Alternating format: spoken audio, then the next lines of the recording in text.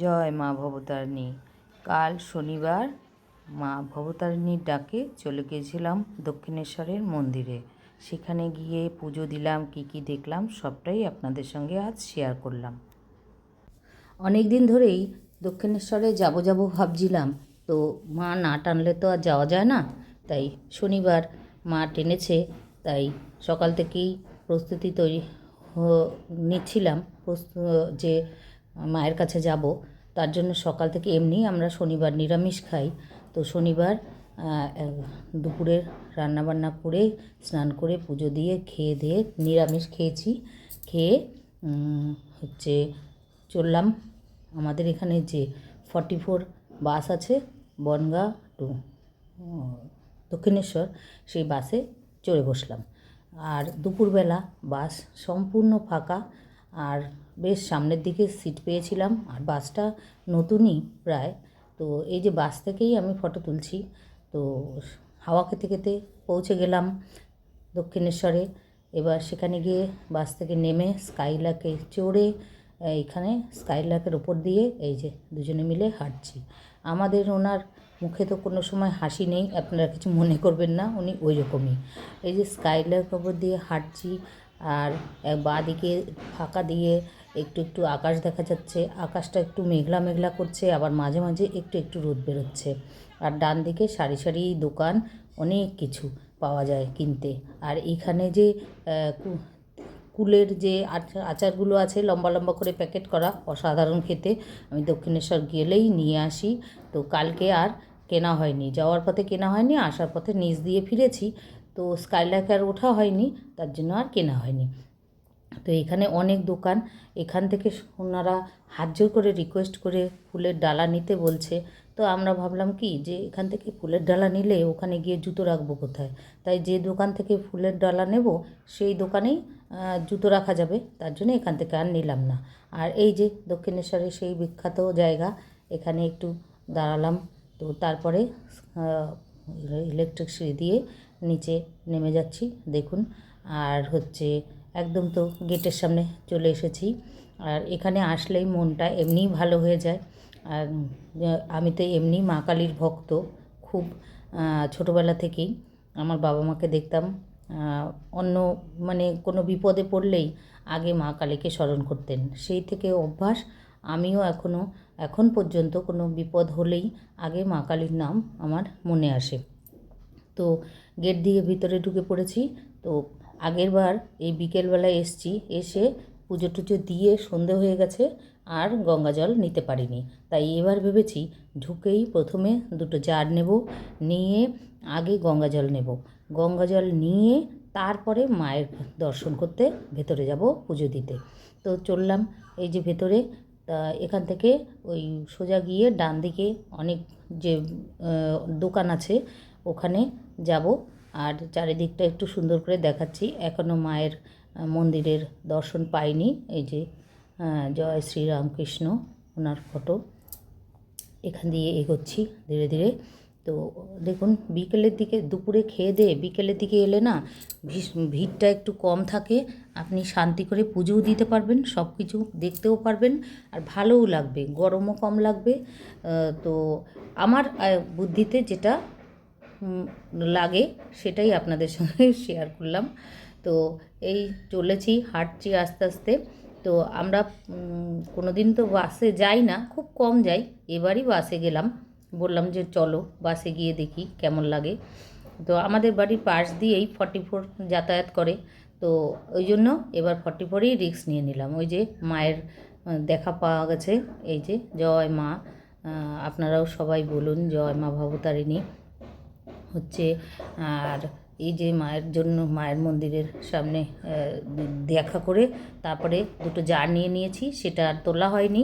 আর এই যে এখানে চলে এসেছি ওই জয় মা শারদার যে মন্দির, সেখানে মা শারদা এই যে বসে আছেন ধ্যানে, এইখানে একটু নমস্কার করে। আর এই যে বিশ্রামের জায়গা, এই চারিদিকটা একটু ঘুরিয়ে দেখালাম। এটা প্রবেশের পথ আর বাইরের পথ, বাইরে বেরোনোর পথ। ওদিকে আর একটা পথ আছে যেখান দিয়ে আগে আমরা বহুকাল আগে যেখান দিয়ে দক্ষিণেশ্বরে মন্দিরে প্রবেশ করতাম, ঘাটের উল্টো দিকে। এবার চলে এসেছি এই যে যেখানে স্নানের ঘাট সেই ঘাটে, কারণ ওদিকে আরেকটা ঘাট আছে যেখানে আগে আমরা স্নান করতাম, স্নান করে উঠে তারপরে মন্দিরে ঢুকতাম। সেই ঘাটটা অনেকটা দূর, তারপরে একটু নির্জন বিকালের দিক, তার জন্যে এই ঘাটে চলে এসেছি। এই ঘাটে এই যে সবাই সুন্দর বসে আছে, পুজো টুজো দিয়ে বিশ্রাম করছে। আর চলে এসেছি এই যে ঘাটের সামনে। ঘাটটা দেখেছেন ভিড় কত কম। আর সকালের দিকে হলে প্রচুর লোক স্নান করে, এখান দিয়ে নামা ওঠার কোনো উপায় থাকে না। আর একটু আগেই মানে 10 মিনিট আগেই জোয়ার শুরু হয়েছে। আর সবাই বলে জোয়ারের জল নিতে হয়, তার জন্য জল নিতে নেমে গেলাম। এবার নিজে নিজে নিতে তো ভয় লাগছে, আর সামনের থেকে লোকে পা ধুচ্ছে, হাত ধুচ্ছে, সেই জল নেব। তার জন্য ওখানে অনেক ছেলেরা আছে, আপনাদের কিছু সামান্য খুশি হয়ে পয়সার বিনিময়ে ওরা জল তুলে দেয়। ওখান থেকে 2 জার জল নিয়ে তারপরে গঙ্গার মাটি নিয়ে চলে এসেছি দোকানে। এই যে দোকানের থেকে ডালা নিলাম, নিয়ে এবার চললাম মাকে দর্শন করতে। জয় মা। এবার সবাইকে ভালো রেখো মা, আমার ইউটিউবের বন্ধুদের, ফেসবুকের বন্ধুদের সবাইকে ভালো রেখো। সবাই যেন মন দিয়ে ভিডিও দেখে, কেউ যেন ফাঁকিবাজি না করে। আর হচ্ছে আমি কিন্তু কারো ভিডিও দেখতে ফাঁকিবাজি করি না। জয় মা। এবার দেখুন মন্দিরটাকে ভালো করে দেখাচ্ছি। আর এই মন্দিরের রূপ এতই সুন্দর, জন্মের পর থেকে যতবার দেখছি ততই ভালো লাগে। তো পুজো তো ভিতরে দিয়েছি, পুজো দিয়ে তো ভিতরে তো ক্যামেরা অ্যালাউ নেই। তো পুজো দিয়ে এই যে ডালাটা নিয়ে আবার দোকানে যেতে হবে। দোকানে গেলে ওরা এটাকে প্যাকেট করে দেবে, তারপরে কুপন দিয়েছে, জুতো রেখেছি, সেই কুপন দিলে জুতোগুলো ফেরত দেবে। তো এটা হচ্ছে 151 টাকার। আর 350-500 টাকার যে ডালাগুলো এত সুন্দর লাগছে দেখতে। তো কর্তামশাই বলল যে ভক্তি হচ্ছে আসল, ভক্তি করে পুজো দাও, সে যে টাকাই দেওয়া হোক হচ্ছে কোনো ব্যাপার না। তো পুজো দিয়ে জুতো নিয়ে তো ফিরে গেলাম। তারপরে এবার একটু এখানে বসবো। বসার পরে আমি বললাম কর্তামশাই তো আর একটু অসুস্থ ছিল তো কদিন আগে, বেশি হাঁটাচলা তো করতে পারে না। তো এমনি যেখানে যাই গাড়ি ভাড়া করেই যাওয়া হয়, ওই অ্যাপোলোতেও গাড়ি ভাড়া করে যাই। তো ওনাকে এখানে বসালাম, বসিয়ে আমি বলছি আমি একটু চারিদিকটা একটু ঘুরে আসি। তখন ওনাকে বসিয়ে আমি চললাম চারিদিকে একটু ঘুরতে। তারপরে পুজো করার পর একটু তো কিছু খেতে হবে, তার জন্য দেখুন ডালাগুলো কত সুন্দর। আমি বললাম না কি সুন্দর করে ডালা সাজানো, এগুলো 500 টাকা 600 টাকা এগুলো দাম। তো এই যেখান থেকে ডালা নিয়েছি সেখান থেকে সোজা গিয়ে পেছন দিকে অনেক একটু মেলার মতো বসে, মানে অনেক দোকান, সেখানে যাচ্ছি।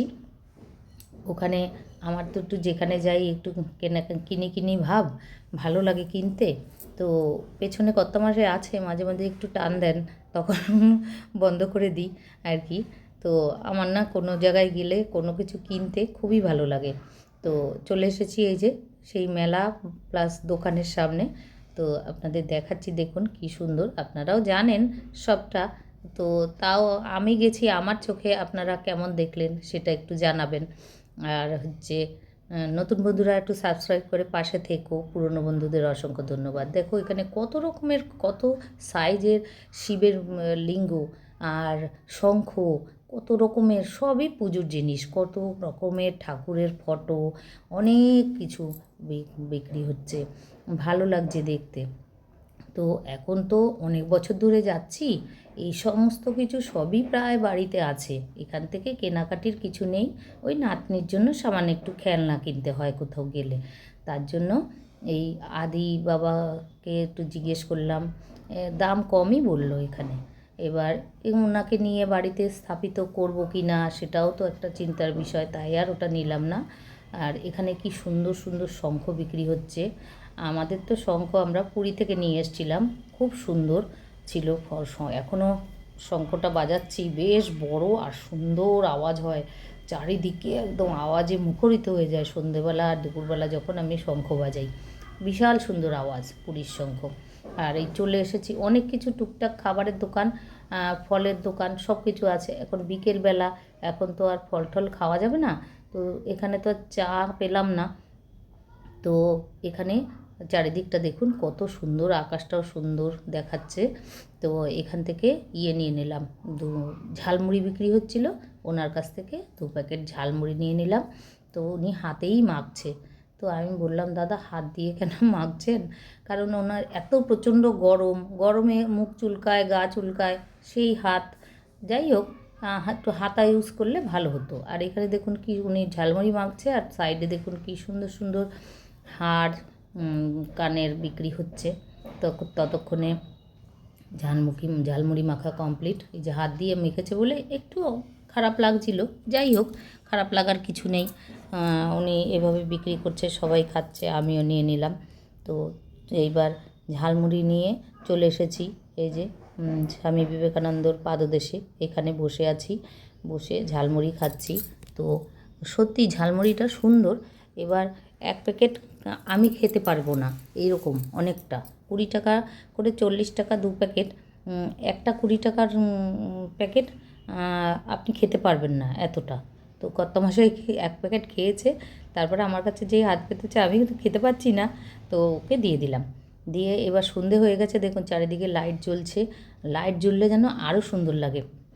তারপরে ভেতরে গিয়ে মায়ের আরতি, আগেরবারও দেখেছি, এবারও আরতি দেখে এলাম। কর্তামশাই এখানে বসে খাচ্ছিলেন, আমি বললাম আমি গিয়ে আরতি দেখে আসি।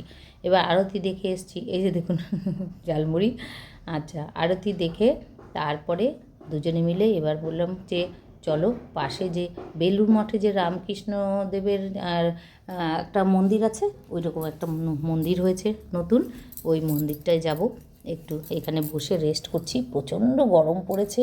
তার মধ্যে এখানে এই যেখানে বসে আছি এগুলো তো গরম হয়ে রয়েছে। যাই হোক, মায়ের ওখানে গেলে কষ্ট হয় না, আর কষ্ট না করলে কেষ্ট মেলে না। তো চললাম ওই বেলুড় মঠে যে স্বামী বিবেকানন্দর সেই মন্দির, ওই রকম মন্দির হয়েছে সেটা দেখতে। এখানে যে গাড়ি পার্কিং হয় তার পাশে যে গেট আছে, ওই গেটের পাশ দিয়ে গেটটা পেরোলেই মন্দিরের পাঁচিল শুরু আর কি। তো দূরের থেকে দেখুন ওই যে মন্দিরটা দেখা যাচ্ছে, এত সুন্দর ফিনিশিং, এত ভালো লাগছে। এখানে আসলে মনটা এমনি ভালো হয়ে যাবে। সংসারের যত গণ্ডগোল, হানাহানি, কাটাকাটি, মারামারি সমস্ত ভুলে যাবেন এখানে আসলে। মানে এখানে যেইটুকু সময় ছিলাম, সংসারের কোনো কিছুই আমার মনে পড়েনি। এত যে লোকের কথা বা কার কোনো চিন্তা ভাবনা কিচ্ছু মনে পড়েনি, শুধু এদিকেই আমার মন ছিল। এত ভালো লাগছে।